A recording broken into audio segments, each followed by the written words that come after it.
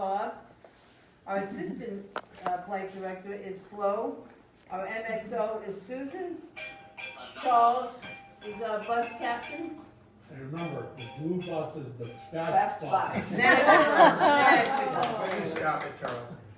Photographer is Patty. Our medical staff is Sue and Ray. And our guest captain, Lee Tudhull, is going to present you with your certificates. And then we're going to read the bios. You start with the bios first? Yep, let's start with the bios first. So I guess it's me first. Then. You first, Cecilia. Thank you. Move this organized. I'm worried about it. That's the building. Okay, here we go.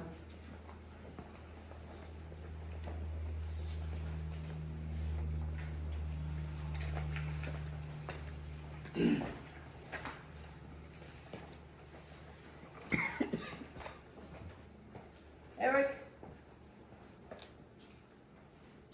was born in Boston and grew up in Stockholm, Massachusetts. He enlisted in the Army when he was 17. His basic training was in Fort Dix, New Jersey.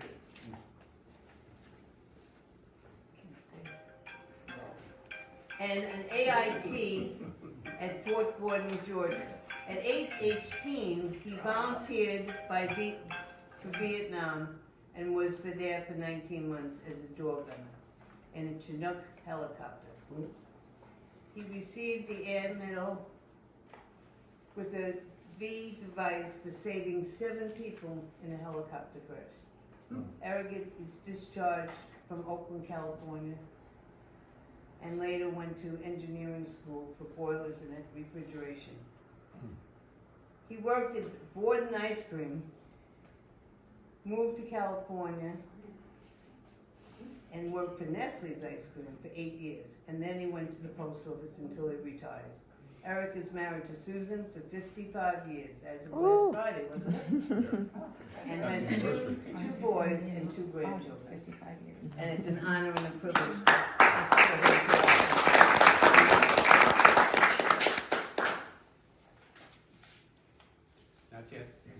Not yet. Not yet. Not yet. Not yet, Cecilia.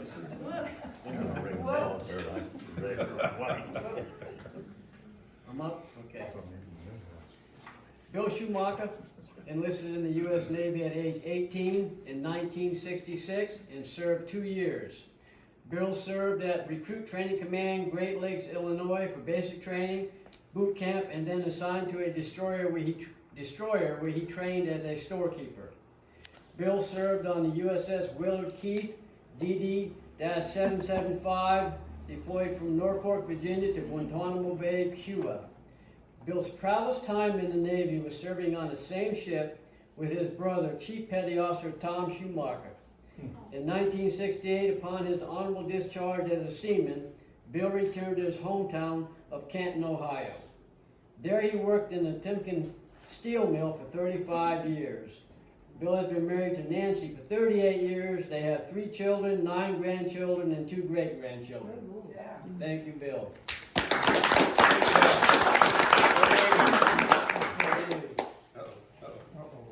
There it is.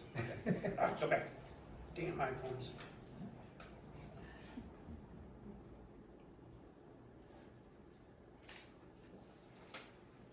Where is it, Susan? You should have mailed it to me. So I could use it You real can tell quick. you've been married a long time. Oh my gosh. I had it going, and then all of a sudden it just disappeared. We got the black screen of death on that? I'm sorry. You're not here, You gotta get a real phone. Yeah, I have a real phone, so. Yeah, my husband calls him crackles. I can't get the thing out here. You need a new contract? Well, I need a new phone, is what I need actually. Little chip in it. I'll go ahead and eat. I can't get rid of That's what that. happened when you get temporary help here. I can't get, there it is. There you got it. Oh gee, it won't go big for you now. Okay, I'll work. My eyes almost work. I'm proud to present Mr. David Smith. Dave is my temporary veteran today, or I'm his temporary guardian. Jim will be here shortly. But Dave was born in Camp Pendleton. Yeah, You were born there? yes. All I asked right. the same question, Yeah, yeah. I thought that was misprinted first. But Dave enlisted in the Army at Presidio, California, and served between 1969 to 1975. Dave went to basic training at Fort Polk, Louisiana, and went on to train as a physical therapist. Oh, good, he's working.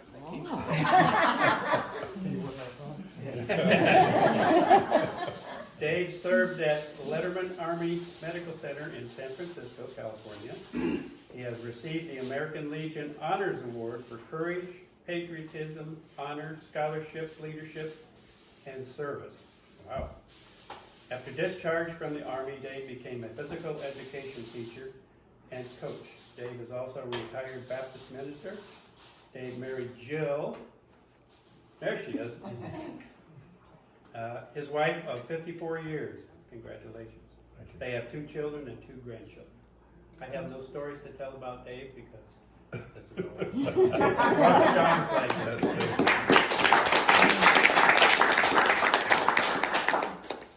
Alright, this is Tim, another Buckeye here, so, go Buckeyes. So Tim was born and raised in Zanesville, Ohio. He enlisted in the Army in Columbus, Ohio at Fort Hays when he was 19. He completed basic training and tech school at Fort Gordon, Georgia. He mastered avionics for both planes and helicopters, including radios and navigation equipment. He was subsequently stationed in Vietnam for 1 year, followed by an assignment to Fort Lewis, Washington for another year and a half before being discharged in 1971 after 3 years of service. His proudest moment was his promotion to E5. After the Army, he returned to Columbus where he was an electronics technician. He then moved to Newark, Ohio, where he owned a business called Pagers Plus, repairing pagers and two-way radios for almost 16 years. Tim currently volunteers for Citizens on Patrol for Lake County. He has been married to Janet for 17 years, and they share 4 children and 4 grandchildren. And Janet is also a guardian on a flight with us this time. Mission 65, and you're in what, H? I'm in H, the white bus. Okay. The right bus. This time between Leesburg and Marblehead, Ohio. So, congratulations. Okay, I'm honored to present to you Richard Dick Slosser. Am I pronouncing that correctly? Good. Close enough, right? Okay. Dick was born and raised in Hatfield, Pennsylvania. Well, close to the home of the Philadelphia Eagles. At the age of 18, enlisted in the United States Air Force on March 15, 1950 in Tampa, Florida. He completed his 13-week basic training at Blackwood Air Force Base in San Antonio, Texas, where he was trained as a drill instructor. Dick served 1 year and enrolled before transitioning to mail service at the Pentagon in Washington, D.C. for 3 years. During his service, one of Dick's proudest moments was working under Major General Joseph Dillon, an Air Force Provost Marshal, who was also a prosecutor in the Nuremberg trials in 1955. Dick was honorably discharged on March 14, 1954, achieving the rank of E5 Staff Sergeant. He served a total of 4 active years and 3 reservist years in the Air Force. His commendation included Medal Conduct and the Korean Service Medal. Additionally, he was recognized as a pistol expert with a 45 caliber handgun. You guys better watch out. After his military service, Dick returned to Sarasota, Florida to live with his parents. He embarked on a diverse career path, beginning as a license clerk for the city of Sarasota for 1 year. Then he managed a sports department store at Sears Roebuck. How many of us remember Sears Roebuck? For 3 years, and worked at Pratt Whitney for 7 years. And ultimately spent nearly 3 decades, 1965 to 1994, as a printer estimator before retirement. Family and personal life, Dick married his first wife, Patricia, in 1958, and they shared a life together until her passing in 1999 from brain cancer. In 2000, he found a companion with his current partner, Loretta. He is the proud father of 2 daughters, Jan, 72, and Kathy, 68, and enjoys a large family of 5 grandchildren, 5 great-grandchildren, and another one in the oven. His family legacy of military service extends beyond his own, as his sister served the Air Force as a dental hygiene specialist at the Naval Base in Chicago. This guy is very talented. Beyond his military professional career, Dick is an accomplished singer and musician, performing under the stage name of Dick Scott. He specialized in songs by his favorite artist, Frank Sinatra. From 1952 to 1960, he performed at various venues, including the renowned Green Door nightclub in New York, where he sang on Friday and Saturday nights. He also played drums and participated in 68 weddings over a 14-year span. From 2000 to 2012, Dick brought enjoyment to residents at assisted living facilities through his music. His passion for performing led him to publish a book about his career, as well as recording 2 CDs. Dick's life has been one of dedication, both in service to his country and in sharing his music and talents with others. His legacy continues through his family, his music, and his remarkable experience as a proud veteran. Thank you, Dick.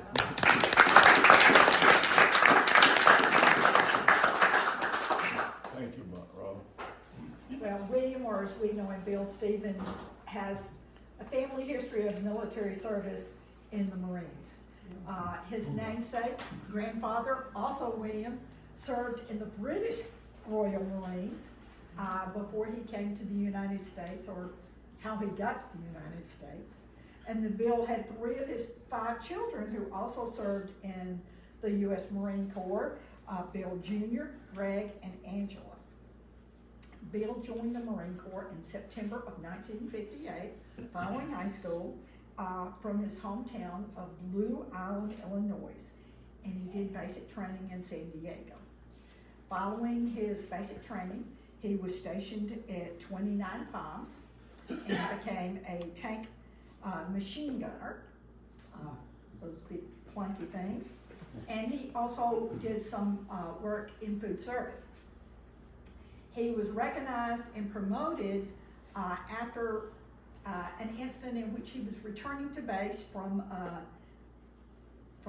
leave and watched a plane go down right as he was returning, and he and his buddies ran over and rescued the 2 pilots from the plane. Oh, wow. He also did a lot of volunteering as escorts in the beauty pageants there in California. So that was and he also worked at the Bob Hope Open, volunteering as a driver. Was that what it was? What kind of- Scorekeeper. Oh, okay, scorekeeper.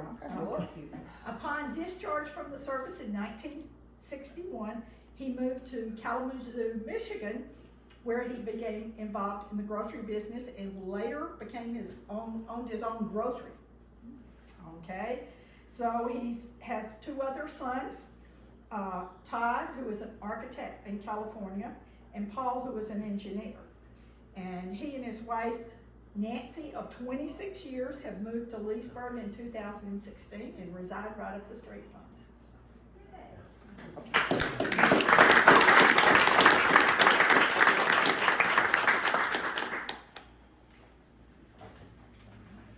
And I'd like to reintroduce our captain.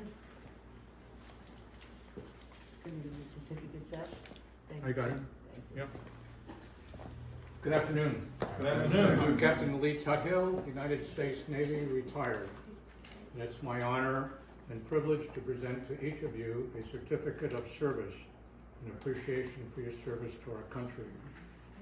Your achievements and contributions are indicative of the core values of our great nation.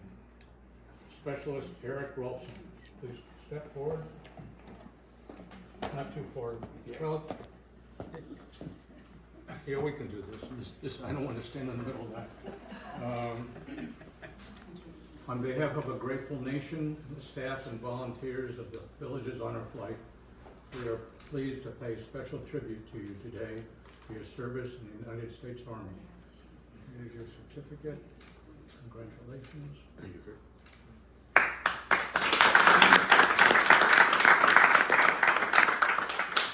Seaman Bill Shoemaker. On behalf of a grateful nation, the staff and volunteers of the Villages Honor Flight, we are pleased to pay special tribute to you today for your service in the United States Navy.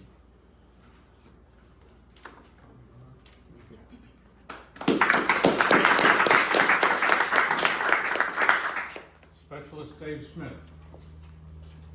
On behalf of a grateful nation, the staff and volunteers of the Villages Honor Flight, we are pleased to pay special tribute to you today for your service in the United States Army.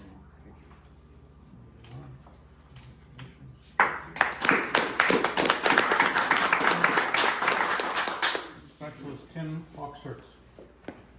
On behalf of a grateful nation, the staff and volunteers of Villages Honor Flight, we're pleased to pay special tribute to you today for your service in the United States Army.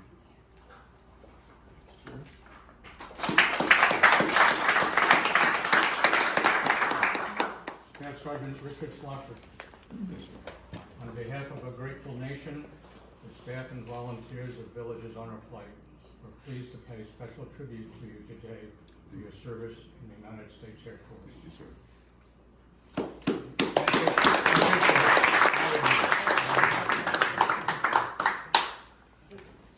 Corporal Bill Stevens. On behalf of a grateful nation, the staff and volunteers of the Villages Honor Flight, we're pleased to pay special tribute to you today for your service in the United States Marine Corps. Here's your certificate. Thank you, sir.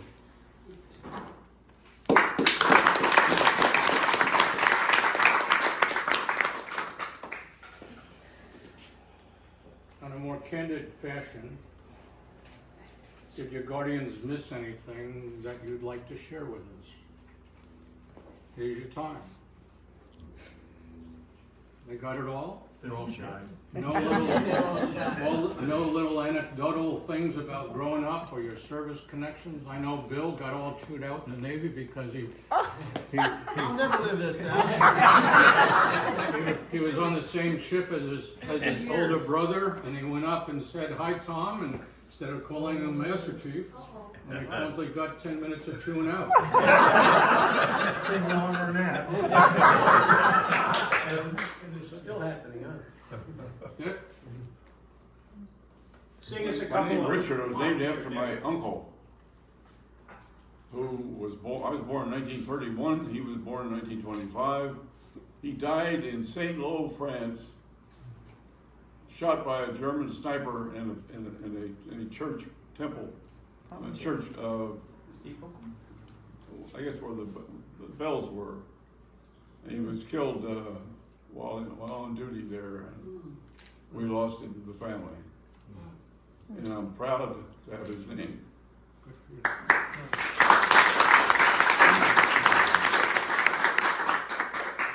I tried going in the Navy and the buddy system, but they wouldn't take me because in 1966 the draft was going heavy and everything. My buddy went in the Navy, I went in the Army. They sent me to Germany after I did basic and everything, and I did not like Germany at all, so I volunteered as soon as I turned 18 to go to Vietnam. Wow, that's the story behind that. Wow. How'd you like Vietnam? I liked it. I mean, when I first went there, I was in communications, 72B20 crypto. And every day I went to work there, they said, "You screw up, you go on LBJ." I said, "I don't need to listen to this for 13 months." So I extended 6 months, and that's why I became a door gunner.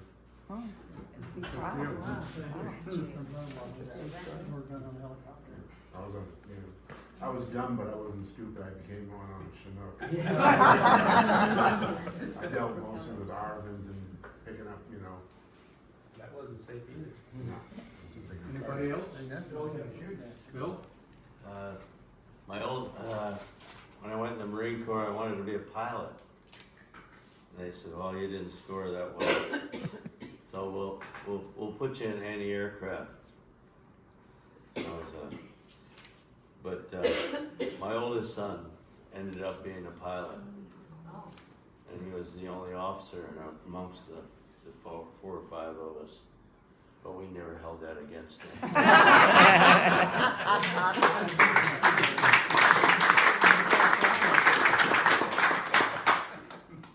Well, I also like to, when I make these presentations, pay special tribute and thanks to ladies, because you've been in the Navy, as we say, the anchor that has maintained households and families and supported your husbands. And for that, we say thank you.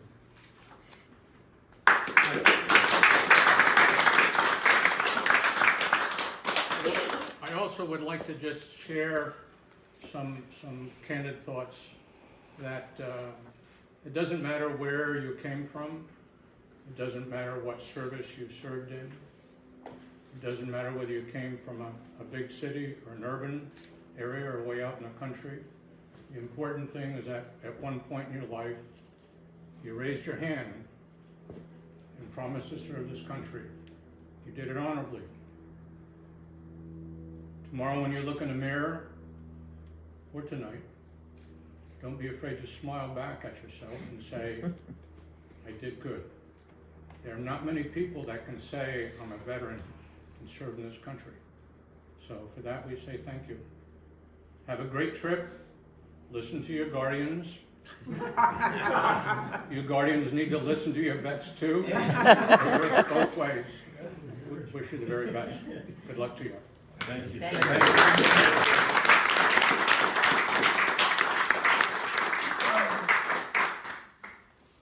Just so you know, Captain Tuthill was one time a guardian himself. Yes. Then I aged out. Otherwise, he'd still be with us. And now he parks cars. Yeah. Now we put him down For the us, road. yeah. Okay, I'd like to read the challenge coin. There are several stories detailing the origin of the challenge coin. The Roman Empire rewarded soldiers by presenting them with coins to recognize their achievements. According to the most common story, challenge coins originated during World War I. In one squadron, a wealthy lieutenant ordered medallions struck in solid bronze, presented them to his unit. One young pilot placed the medallion in a small leather pouch around his neck. Shortly after recoiling the medallion, the pilot was forced to land behind enemy lines and was captured by the Germans, who took all his personal identification except for the small leather patch around his neck. Taking advantage of the bombardment, he managed to escape into no man's land and eventually stumbled onto a French outpost. Saboteurs had pledged the French in this sector, sometimes masquerading as civilian in civilian clothes. Not recognizing the young pilot's American accent, the French thought that he was a saboteur and made ready to execute him.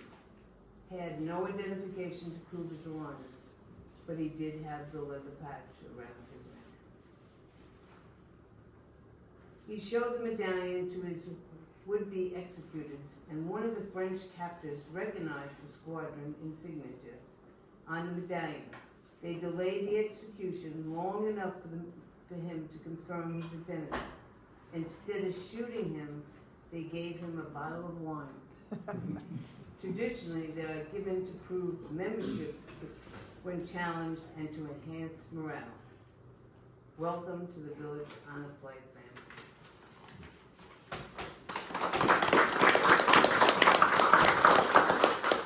Eric, thank you so much for this.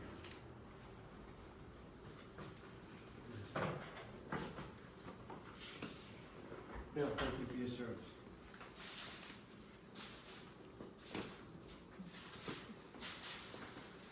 Dave, welcome to honor. Thank you. Wish I knew you more. We'll talk later.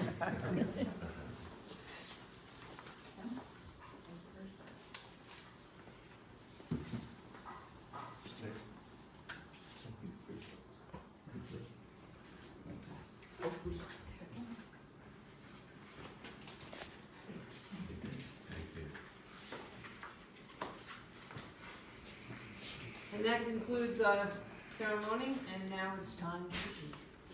Hoorah.